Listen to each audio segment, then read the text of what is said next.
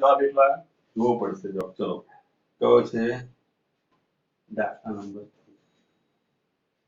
ના એને એવી રીતે નથી આપતો બરાબર ચલો આપણે 27 મેં લઈ લીધા ને ખોટા લીધા છે બરાબર એપ્રોક્સિમેશન નહીં લેવાય ફરી ગણવો પડશે આપણે ચલો એક જ મિનિટ હા 19 √2 બરાબર છેદની અંદર 5 અને છેદની અંદર 29 આ તમારો cos થીટા આવ્યો એટલે થીટાનું મૂલ્ય નથી લેવાનું એને થીટા બરાબર cos ઇન્વર્સ શોધવાનું તમારે તો 19 √2 છેદની અંદર બરાબર છેદની અંદર આવશે અંડરરૂટ બરાબર 5 ગુણ્યા એટલે 25 ગુણ્યા 29 આવો જવાબ આવે આવો જવાબ લાયા પેલું ગણતરી નથી કરવાની આપણે બધી બરાબર આ જે જવાબ આવે પણ આનો આ રીતે મૂકવાનું cos ઇન્વર્સ કરીને આ cos ઇન્વર્સ કેવી રીતે આવે સમજાવું જો અહીંયા આગળ તમારી જોડે cos થીટા જે મૂલ્ય આવી આખું મૂલ્ય તમારી જોડે કેટલું હતું 19 √2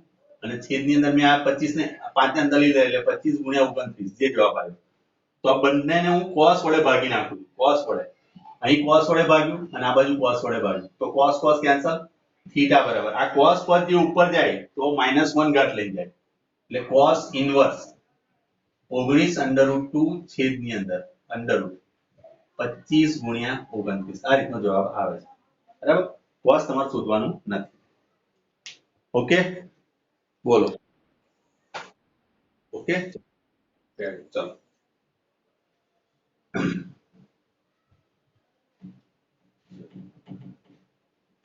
અંધારું પડતું હોય તો કહી દોજો મને હું લાઈટ ચાલુ કરું પછી મને થોડું અંધારું જેવું લાગે છે તમને નથી લાગતું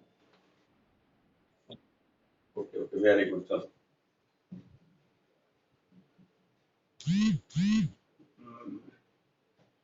ચલો હવે એક દાખલો જે છે એમાં એક સૂત્ર આવે છે એને કહેવાય લોરેન્સ ફોર્મ્યુલા છે f નું f qe plus q v cross b આ સૂત્ર છે બરાબર હવે તમને એવું કીધું છે કે વિદ્યુત ક્ષેત્ર એ x દિશામાં જાય છે હું સમજાવું છું દાખલો પછી આપણે ગણવાનો પ્રયત્ન કરીએ બરાબર વિદ્યુત ક્ષેત્ર આ દિશામાં છે આ દિશામાં વિદ્યુત ક્ષેત્ર આપેલું છે બરાબર અને ચુંબકીય ક્ષેત્ર જે આપેલું છે એ તમને y દિશામાં આપ્યું છે દાખલા તરીકે આ x અક્ષ છે આ y અક્ષ અને z અક્ષ છે બરાબર તો y દિશાની અંદર તમારી જોડે ચુંબકીય ક્ષેત્ર આપ્યું છે ચુંબકીય ક્ષેત્ર જેને આપણે b વડે દર્શાવીએ છીએ બરાબર આ b આ પણ સદિશ છે આ પણ સદિશ છે આ x દિશામાં આ વિદ્યુત ક્ષેત્ર છે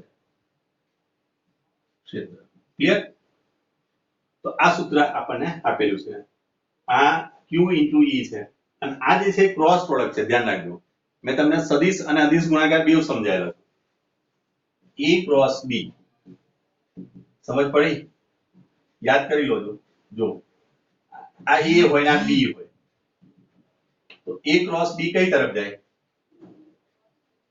આ a છે ને b તો a ક્રોસ b તો અંગૂઠો કઈ દિશામાં જાય છે ઉપરની દિશામાં જાય છે ને a થી b તરફ જાઓ તો ઉપરની દિશામાં આવશે a ક્રોસ b યાદ આવ્યું કશું આવું મેં કરાયેલું છે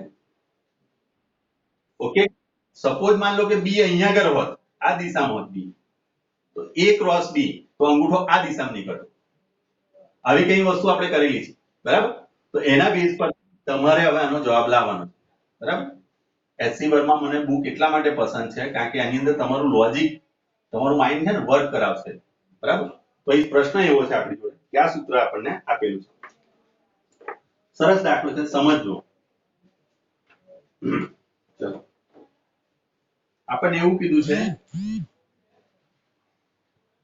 એક વિદ્યુતભારિત કોણ એક વિદ્યુતભાર અથવા તો q વિદ્યુતભાર પર q વિદ્યુતભાર પર વિદ્યુત ક્ષેત્ર x દિશામાં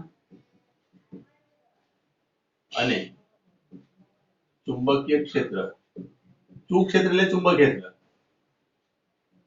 b y દિશામાં છે બરાબર x દિશામાં અને y દિશામાં અને તેના પર લાગતું આ લોરેન્સ ફોર્સ છે લોરેન્સ બળ હવે ગભરાશો નહીં, આ બધું તમને હું આગળ ભણાવવાનો છું એટલે ટેન્શન ના લો છો અત્યારે. f ઇઝ ઇક્વલ ટુ તમને આવું આપેલું છે QE plus Q V cross B, બરાબર મુજબ છે.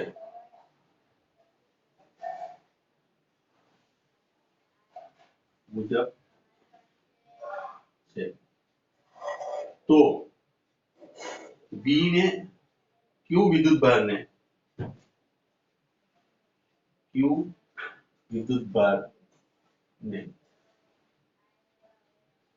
વિદ્યુતભારનો વેગ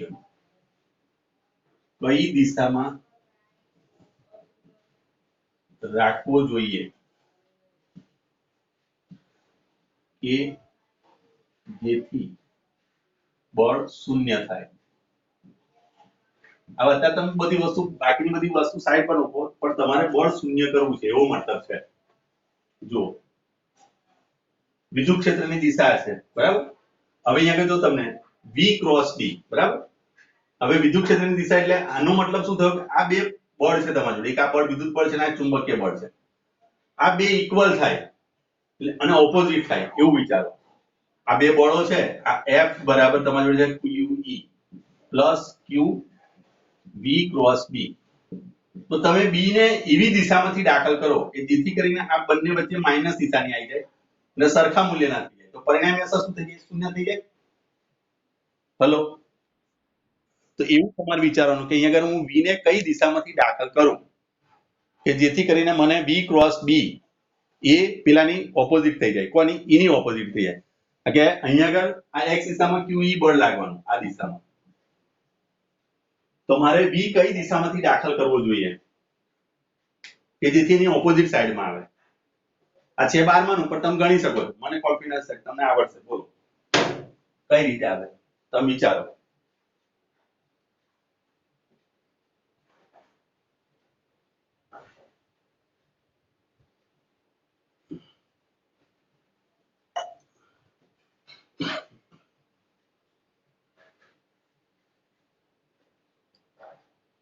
બોલો.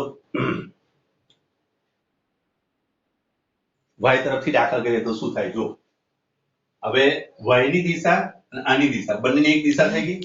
તો અમે તમને નિયમ લખાયેલા છે, યાદ કરો.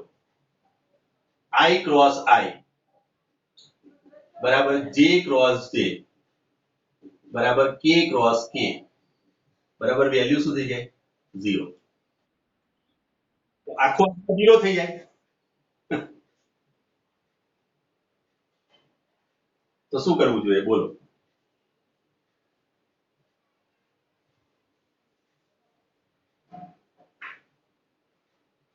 કઈ દિશા? તારો તે વિચાર્યું સારું, ચાલ બાકીનું વિચારી જુઓ. દરેક દિશા વિચારો.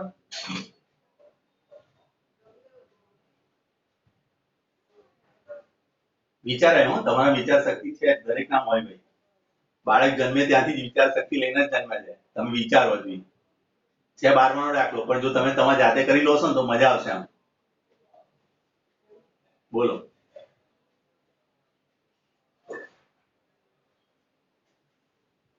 A ક્રોસ B હમણાં મેં તમને સમજાવ્યું એ વિચારજો. તો V ક્રોસ B કઈ દિશામાં લઈ જવો છે આપણે? હું ક્લ્યુ આપતો જઈશ ને તમે જવાબ આપી દો તો મજા નહીં આવે. તમે વિચારો તો ખરા.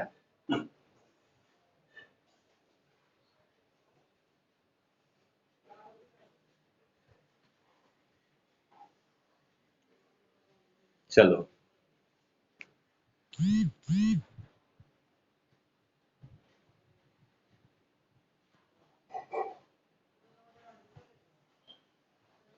કોમેન્ટમાં શું લખેલું છે? ઓકે ચલો, તો નામ લખેલા છે બરાબર. ઓકે ચલો, હવે અહીં વિચારો. મારે આની ઓપોઝિટ ડાયરેક્શન જોઈએ છે. હેલો, ઓપોઝિટ ડાયરેક્શન એટલે આ દિશામાં આપણે જોઈએ તો બંને ઓપોઝિટ દિશામાં થઈ જાય તો અહીં માઈનસ નિશાની આવી જાય અને આના બરાબર આપણે શું શૂન્ય લીધેલું છે કે બળ શૂન્ય થાય. બરાબર, આ કન્ડિશન આપણને આપેલી કે f બરાબર 0 થઈ જાય છે. બરાબર, તો આપણે v ને કઈ દિશામાં દાખલ કરીએ? તો જો v ને હું અહીંથી દાખલ કરું, બરાબર, આ દિશામાં z દિશામાંથી દાખલ કરું તો અહીં શું થશે? અહીંથી આ દિશામાં ગયું પણ એ કઈ દિશા થશે? આ દિશામાં લઈએ તો આ દિશામાં આવશે, પણ અહીંથી હું આ બાજુ જવા દઉં એટલે કે z થી z ડાયરેક્શન જો આપણે લઈશું તો z થી શું થયું, એનો k કેરેટ હું લેવું અહીંયા આગળ તમને એક મેં એ લખાયું i કેરેટ j કેરેટ અને k કેરેટ, બરાબર. આવું કંઈક મેં સિમ્બોલ લખાયો ડાયરેક્ટ કરવાની માટે i j અને k, બરાબર. આ રીતે તો આપણે અહીંયા આગળથી z થી આ દિશામાં જઈએ, ઓપોઝિટ સમઘડી દિશામાં જઈએ, બરાબર. સમઘડી દિશામાં આ વિષમઘડી છે ને, આ સમઘડી દિશામાં, તો સમઘડી દિશામાં જઈએ તો નેગેટિવ જવાબ આવે, યાદ કરી લો. મેં આવું કંઈક લખાયું સમઘડી દિશામાં નેગેટિવ અને વિષમઘડી દિશામાં પોઝિટિવ. આ રીતે i j અને k આવું કંઈક લખાય છે. જો આ સમઘડી થઈ ગઈ, આ વિષમઘડી, વિષમઘડી દિશામાં પોઝિટિવ આવે તો હું j થી k તરફ જઉં, બરાબર. j થી k તરફ તો મને આ પ્લસ મળશે, પણ સમઘડી દિશામાં જઈશું મને નેગેટિવ મળશે. તો એનો મતલબ કે મને k દિશામાં દાખલ કરવો જોઈએ. તો k દિશામાં દાખલ કરીશ તો અહીંયા આગળ જો આને હું k કેરેટ લખું અને આ છે j કેરેટ, તો j ક્રોસ k, બરાબર. અહીંયા આગળથી j ક્રોસ k, આ j ક્રોસ k, આ k દિશામાં હું ગયો, આ દિશામાં k દિશામાં, બરાબર. તો j ક્રોસ k કરીશું તો ડાયરેક્શન આપણી કઈ તરફ આવશે, આની ડાયરેક્શન કઈ તરફ આવી, -x તરફ. એટલે આના બરાબર તો આપણે 0 આપેલું છે, એટલે તમારો જવાબ શું થશે, આના બરાબર હું 0 મૂકી દઉં અને આનું જો સાદુરૂપ આપવા જઈએ તો અહીંયા આગળ શું થઈ જશે, આ qvb કયો કેરેટ થઈ જશે, આ -i કેરેટ. તો -i કેરેટ અહીંયા આગળ આવી ગયું, આનો પણ -i કેરેટ કારણ કે આ x દિશામાં છે. આના બરાબર મેં 0 મૂક્યું, ધેટ મીન્સ કે આની બંને વચ્ચે 0 0 આવી જશે, આ q કેન્સલ થઈ જશે. તો v બરાબર તમારી જોડે મૂલ્ય આવી જશે e/b. તમારે કઈ દિશામાં દાખલ કરવો જોઈએ, k દિશામાં દાખલ કરવો જોઈએ. સમજ પડી કે ના પડી? બાઉન્સર ગયું હોય તો કહી દો મને, ફરી સમજાવો. જો ઓકે, આપણું જે પરિણામી દિશા છે આ દિશામાં જાય છે, એ qe દિશામાં જાય છે, એ i કેરેટ વાળી છે. તો મારે એની ઓપોઝિટ ડાયરેક્શનમાં લેવું છે, બરાબર. તો અહીંયા આગળથી જો હું k કેરેટ, આ તમારો જે છે આ k દિશા થઈ, z દિશા એટલે k થઈ ગઈ z. અહીંથી હું આ બાજુ જઉં z k ક્રોસ i કરું, k ક્રોસ j કરું તો k ક્રોસ j એટલે આ ડાયરેક્શનમાં જશે. દાખલા તરીકે મેં એવું શીખવાડ્યું a ક્રોસ b, આ a ક્રોસ b કરું તો આ દિશામાં જાય, તો એની જગ્યાએ મારે શું મૂકવાનું છે, અહીંયા k મૂકવાનું છે. તો k ક્રોસ j કરું તો મને -k મળે, -i મળે. આનો જવાબ શું થાય છે, -i કેરેટ. અને મારે જોઈએ છે તો મારે ઇલેક્ટ્રોનને દાખલ કઈ દિશામાં કરવો જોઈએ, k એટલે કે z દિશામાં દાખલ કરવો જોઈએ. z દિશામાં દાખલ કરીશ એટલે શું થશે, આ રીતે જશે. તો એનો મતલબ કે આ દિશામાં ગયું તો આખું બળ તમારું કઈ દિશામાં જશે, qvb, અને બંને વચ્ચેનો ખૂણો sin 90 ડિગ્રી એટલે 1 થશે. પણ એનો કેરેટ આવશે i, પણ આગળ નિશાની હશે માઈનસ. એટલે આ માઈનસ થઈ ગયું, મૂલ્ય આપણે આની અંદર મૂકીએ. આપણે આ જે ક્રોસ પ્રોડક્ટ મેં કર્યો ને એનું મૂલ્ય થયું. તો 0 બરાબર તમારી જોડે qe માઈનસ qvb, અને આમ લખો તો લખી શકો તમે sin 90 ડિગ્રી, કારણ કે આ બે વચ્ચેનો ખૂણો 90 ડિગ્રી, આનું બરાબર 1 થઈ જવાનું. અને આ i કેરેટ આવશે, આ પણ i કેરેટ આવશે. તો i કેરેટ બધા 0 છે એટલે ઉડી જશે, q પણ ઉડી જશે. એટલે તમારી જોડે e બરાબર જવાબ આવશે vb, બરાબર. તો હવે તમારી જોડે v e/b આ રીતે જવાબ આવે. સમજ પડી? બોલો. હે? ઓકે, ચલો, વેરી ગુડ.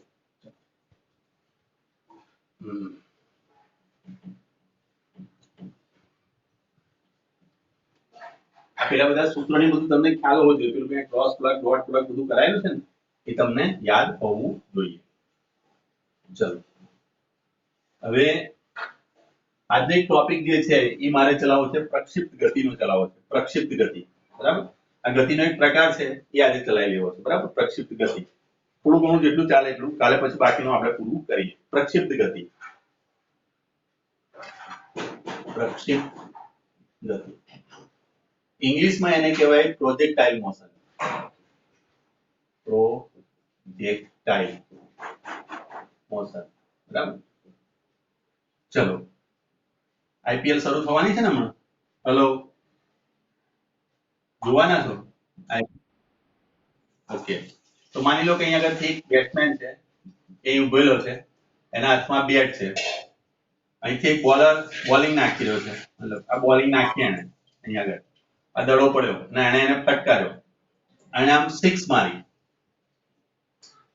તો આ પેવેલિયન છે, આ બહાર ગયો, આખો આ દડો કઈ ગયો બહાર ગયો, 6 બરાબર, 6 રન થઈ ગયા. તો એનો ગતિપથ તમે જુઓ, આનો આકાર કેવો આવે છે, આ પર્વલય આકાર કહેવાય. કેવો? પર્વલય. તમે આગળ જતા ભણશો. આ પર્વલય આકાર થયો. પછી બંદૂક લો એક, આવી રીતે એક બંદૂક છે, રાઇફલ, અને અહીંયા આગળથી તમે ગોળી છોડો, આ ગોળી છૂટી, આ ગોળી છૂટીને આમ જશે આકાશમાં અને આ રીતે એનો આકાર બનાવશે. આ સેમ આકાર બનશે. તમે ફૂટબોલ લો, એક ફૂટબોલ, સોકર, તમે ફૂટબોલ જોતા, અને તમે અહીંથી કિક મારશો ને, તો કિક મારશો તો આ દડો પણ આ રીતે જ જશે આગળ. બરાબર?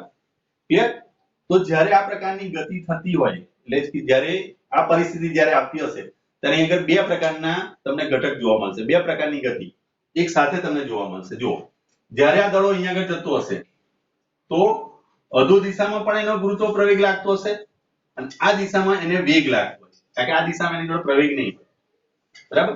તો એક દિશા એવી હશે કે જે દિશાની અંદર પ્રવેગ શૂન્ય હશે, પણ અચળ વેગ હોય, અચળ વેગ હોય, અને અહીંયા આગળ એની જોડે અચળ પ્રવેગ હશે. તો અચળ પ્રવેગ અને અચળ વેગની અસર હેઠળ જે ગતિ કરે, એ ગતિને કહેવાય પ્રક્ષિપ્ત ગતિ. કેવી ગતિ કહીશું? અચળ વેગ અને અચળ પ્રવેગ સાથેની જે ગતિ થતી, એક સાથે થતી હોય, એવી ગતિને પ્રક્ષિપ્ત ગતિ કહેવાય છે. જ્યારે ધોની 6 મારે, અથવા તો એના સુરેશ રૈના કદાચ રમશે કે નહીં રમે તો ખ્યાલ નહીં, પણ જ્યારે કોઈ પણ 6 મારતો તો આ રીતે દડો તમે જોજો, રિપ્લેમાં બતાવશે, આ દડો આમથી આમ જતો બતાવશે, આ દડો આમથી આમ જતો બતાવશે. બરાબર? પેલા 6 ને 4 એવું બધું બતાવે છે. યાદ આવ્યું બધું?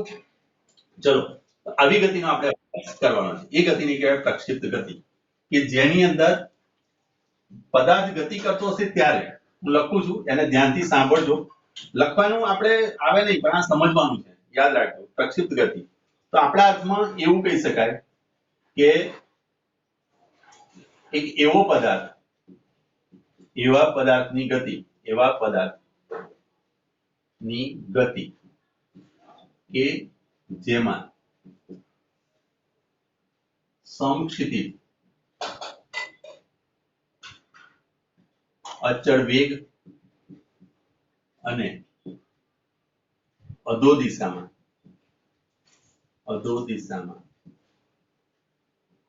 અચળ પ્રવેગ હોય. બરાબર? એક એવા પદાર્થની ગતિ કે જેમાં અચળ વેગ હોય સમસ્થિતિ દિશામાં, અને અધો દિશામાં અચળ પ્રવેગ હોય. અસમસ્થિતિ એટલે ખબર પડે ને?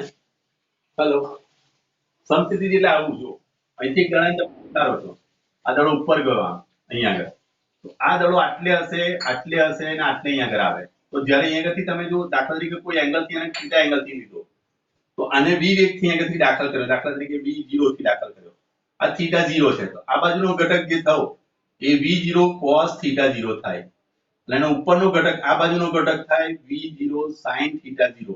ખ્યાલ પડી ગયો? ફરીવાર જોઈ લો, મોટું બતાવું, આ v0 છે, આ થીટા 0 છે, તો આ બાજુનો ઘટક થાય v0 cos થીટા 0, જેને હું કહું છું vx ઘટક. બરાબર? આ બાજુનો ઘટક જે થયો vy, એ લખાશે તમારી જોડે કેવો?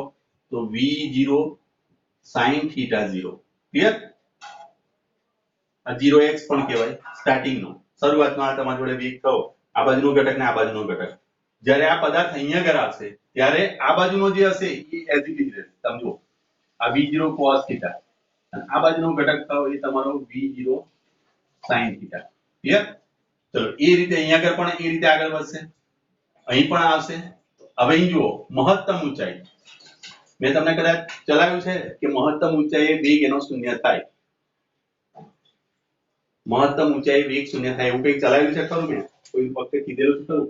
અહીં જુઓ, આ પદાર્થને જોજો ધ્યાનથી. હો, આ જે પેન છે, આ જો મેં ઉછારી, દેખાય?